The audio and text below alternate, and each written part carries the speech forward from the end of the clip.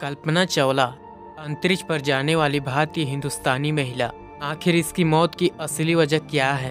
क्या नासा का कोई साजिश थी या फिर स्पेस शटल में कोई टेक्निकल फॉल्ट था? सारी जानकारियाँ मिलेगी इस वीडियो में, तो आप इस वीडियो को शुरू से अंत तक देखें। नमस्कार दोस्तों, आप सभी का इस एपिसोड में स्वागत है। मेरा नाम है अनिल और आप देख रहे हैं अनिल संस ज्ञान यूट्यूब चैनल। आइए जानते हैं कल्पना चावला के बारे में। कल्पना चावला की जन्म 17 मार्च 1962 को हरियाणा के करनाल में हुई थी। उसकी स्कूली कॉलेज की पढ़ाई हिंदुस्तान में हुई। 1982 में वो अमेरिका चली गई। वहां जाने के बाद सारी पढ़ाई की, क्योंकि उनका एक ही लक्ष्य थी कि किसी भी तरह से नासा तक पहुंचना है। वो जानती थी कि नासा ही एक ऐसी साइंटिस्ट है जहां पहुंचने के बाद अंतरिक्ष की दुनिया का रहस्य राज को जानने का मौका मिल सकता है। कल्पना चावला 1994 में नासा तक पहुंच जाती है। नासा पहुंचने के बाद नासा द्वारा लिए जाने वाले सभी टेस्ट पास करती है और पहली बार एस्ट्रोनॉट कैंडिडेट में चुनी जाती है। लगभग 1 साल ट्रेनिंग होने के बाद एक एस्ट्रोनॉट ऑफिस में सेलेक्ट होती है। 3 साल बाद यानी 1997 में कल्पना चावला समेत 7 अन्य लोगों को स्पेस में जाने के लिए चुना जाता है और 17 नवंबर 1997 में पहली बार एक हिंदुस्तानी यानी कल्पना चावला स्पेस में जाती है। जिस स्पेस शटल से ये एस्ट्रोनॉट गए थे, जिसका नाम कोलंबिया शटल STS-87 था। ये लोग स्पेस पर रहने के दौरान पूरे पृथ्वी के कक्षाओं में 252 बार चक्कर लगाए थे। 17 नवंबर 1997 से 5 दिसंबर 1997 के बीच, यानी 10.4 करोड़ किलोमीटर से भी अधिक। इन एस्ट्रोनॉट स्पेस में जाने का कारण था सैटेलाइट के कुछ काम था जो उसे ट्रेनिंग के दौरान दी गई जानकारी थी। इनमें से एक स्पार्टन सैटेलाइट था जिसे स्पेस में यानी अंतरिक्ष में सेट करना था। इस सैटेलाइट की खासियत थी कि सूरज के बाहरी लेयर होती है, उसमें क्या राज है। तो इसी सैटेलाइट में कुछ टेक्निकल खराबी आ गई थी। इसी को मरम्मत और फिक्स करने के लिए कल्पना चावला और उनके एक साथी के साथ स्पेस शटल से निकलकर उस सैटेलाइट को ठीक करते हैं। अंतरिक्ष पर लगभग 376 घंटे यानी 15 दिन 16 घंटे के बाद कल्पना चावला समेत 6 और अन्य एस्ट्रोनॉट पृथ्वी की ओर रवाना होते हैं और 5 दिसंबर 1997 को सफलतापूर्वक धरती पर आ जाते हैं। और इनके साथ ही वह अंतरिक्ष में जाने वाली पहली भारतीय महिला बन गई थी। नासा टीम स्पेस पर काफ़ी रिसर्च चलती रही। 3 सालों के रिसर्च के बाद एक बार फिर एक ग्रुप स्पेस में जाने की जरूरत पड़ती है और 2000 में फिर से कल्पना चावला और पहले वाले पायलट जो 17 नवंबर 1997 में साथ गए थे और 5 अन्य एस्ट्रोनॉट को चुना जाता है। इन एस्ट्रोनॉट को जुलाई 2002 को ही स्पेस में जाना था, लेकिन स्पेस शटल के इंजन में कोई क्रैक्स आ गया था, जिसके कारण लॉन्च डेट आगे बढ़ती रही। लगभग 2 साल तक सभी खराबियों को ठीक करने के बाद आखिर में 16 जनवरी 2003 को कोलंबिया शटल से 7 लोग स्पेस की ओर दूसरी और आखिरी उड़ान भरते हैं, जिसमें कल्पना चावला भी शामिल थी। स्पेस में जाने के बाद इनका जो काम था, जो उन्हें ट्रेनिंग के दौरान मिला था, लगभग स्पेस में 16 दिन के अंदर 80 प्रकार के रिसर्च की और ये 80 एक्सपेरिमेंट सफलतापूर्वक पूरा भी हुआ। ये लोग 2 शिफ्ट में काम किया करते थे, 24 घंटे में जो इन्हें टास्क दिया गया था। लगभग 15 दिन 22 घंटे और 20 मिनट तक सभी रिसर्च करने के बाद 1 फरवरी 2003 को ये शटल धरती की ओर रवाना होते हैं। जैसे ही धरती के वायुमंडल में प्रवेश करते हैं, तभी शटल में सवार एस्ट्रोनॉट को एक जोरदार झटका लगता है और उन्हें सांस लेने में दिक्कत होने लगती है। उन्हें कुछ भी समझ में नहीं आ रहा था, क्योंकि इस वक्त अर्थ से यानी ATC नासा सेंटर से कम्युनिकेशन टूट जाता है।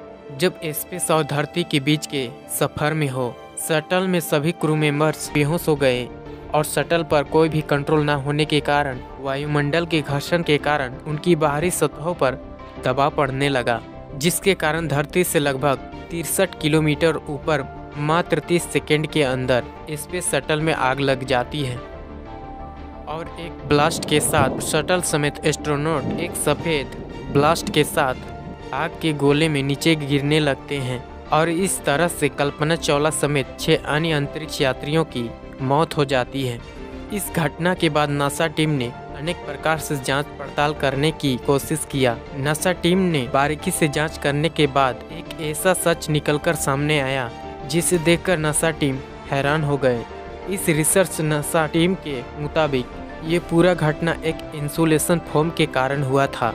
अब ये इंसुलेशन फोम क्या होता है और क्या इसके कारण इतना बड़ा घटना हो सकता है, तो चलिए जानते हैं कि ये इंसुलेशन फोम क्या होता है। इसे समझने के लिए हमें स्पेस शटल और रॉकेट में इस्तेमाल होने वाले कुछ चीज़ों को समझना होगा। दोस्तों, जिस स्पेस शटल से अंतरिक्ष यात्री यात्रा करते हैं, इस शटल को अंतरिक्ष तक पहुंचाने के लिए रॉकेटों का उपयोग किया जाता है और इन रॉकेटों में फ्यूल का उपयोग किया जाता है। और फ्यूल 2 प्रकार के होते हैं, पहला लिक्विड फ्यूल और दूसरा हार्ड फ्यूल।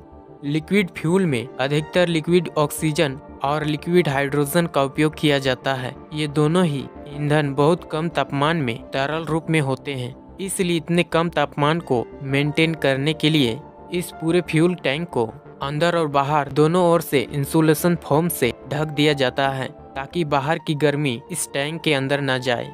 इसके अलावा रॉकेट के बाहरी एक बाइपाड्रम की एक्स्ट्रा लेयर का उपयोग किया जाता है और इसी टैंक में स्पेस शटल को फिट किया जाता है और इस शटल टैंक के साथ जुड़े होते हैं और इसके अंदर एस्ट्रोनॉट यानी अंतरिक्ष यात्री होते हैं। तो इसे भी हीट यानी गर्मी से बचाना बहुत जरूरी है, इसलिए इस गर्मी से स्पेस शटल को बचाने के लिए अनेक प्रकार के टाइल्स के उपयोग किए जाते हैं। इस टाइल्स को छोटे छोटे भागों में तैयार किया जाता है और इन टाइल्स को स्पेस शटल के ऊपरी सतहों में लगाया जाता है, जिसे वाइट टाइल्स कहा जाता है, जो 1200 डिग्री सेल्सियस टेम्परेचर से बचाता है। और इनके नीचे सतहों में डार्क टाइल्स का उपयोग किया जाता है, जो 2300 डिग्री सेल्सियस टेम्परेचर से इन्हें सुरक्षित रखता है। और सबसे ज़्यादा गर्मी विंग्स पर पड़ती है, जिससे हीट से बचाने के लिए RCC यानी रेनफोर्ड कार्बन पैनल का उपयोग किया जाता है, जो 3000 डिग्री सेल्सियस टेम्परेचर तक झेल लेता है। लेकिन जब इस स्पेस शटल को लॉन्च किया जा रहा था, उस समय टैंक से जुड़ा इंसुलेशन फोम टूटकर एक टुकड़ा शटल के लेफ्ट विंग से लगे रेनफोर्ड कार्बन से जा टकराया, जिसके कारण शटल के विंग्स में होल यानी छिद्र हो गया। नासा के मुताबिक इस शटल की दुर्घटना का असली कारण इंसुलेशन फोम ही था। इस जानकारी को साबित करने के लिए नासा टीम ने इस कोलंबिया शटल का डुप्लीकेट विंग बनाकर उसी तरह के एक फोम का टुकड़ा विंग पर लगभग 804 किलोमीटर प्रति घंटे की रफ्तार से बार बार फेंक कर देखा, तो उसमें छिद्र होते जा रहे थे।